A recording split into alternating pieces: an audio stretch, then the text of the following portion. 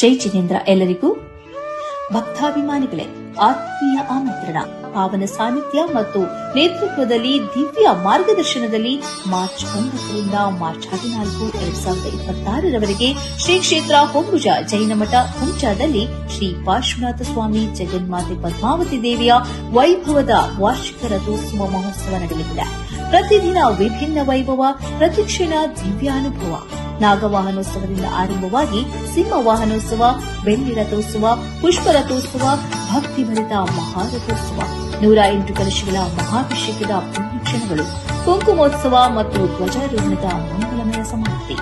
March 9ರಂದು ನಾಗವಾಹನೋತ್ಸವ, March 10ಕ್ಕೆ ಸಿಂಹವಾಹನೋತ್ಸವ, March 11ರಂದು ಬೆಳ್ಳಿ ಹಾಗೂ ಪುಷ್ಪ ರಥೋತ್ಸವ.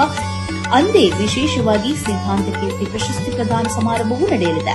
ಮಾರ್ಚ್ 12ರಂದು ಮಹಾರಥೋತ್ಸವ, ಮಾರ್ಚ್ 13ಕ್ಕೆ 108 ಕಲಶಗಳ ಮಹಾಭಿಷೇಕ, ಮಾರ್ಚ್ 14ರಂದು ಕುಂಕುಮೋತ್ಸವ ಮತ್ತು ಧ್ವಜಾರೋಹಣದ ಮಂಗಳಮಯ ವಾತಾವರಣ. ಬನ್ನಿ, ಧರ್ಮದ ದೀಪ ಬೆಳಗುವ ಪವಿತ್ರ ಕ್ಷೇತ್ರಕ್ಕೆ ಭಕ್ತಿಯ ಅಲೆಗಳು ಎದ್ದೇಳುವ ಈ ಮಹೋತ್ಸವದಲ್ಲಿ ಕುಟುಂಬ ಸಮೇತ ಆಗಮಿಸಿ ಶ್ರೀ ಪಾರ್ಶ್ವನಾಥ ಸ್ವಾಮಿ ಹಾಗೂ ಜಗನ್ಮಾತೆ ಪದ್ಮಾವತಿ ಅಮ್ಮನವರ ದಿವ್ಯ ಕೃಪೆಗೆ ಪಾತ್ರರಾಗಿದೆ. ಹೊಂಬುಜ ಜೈನ ಮಠದಿಂದ ಸರ್ವರಿಗೂ ಆತ್ಮೀಯ ಸ್ವಾಗತ.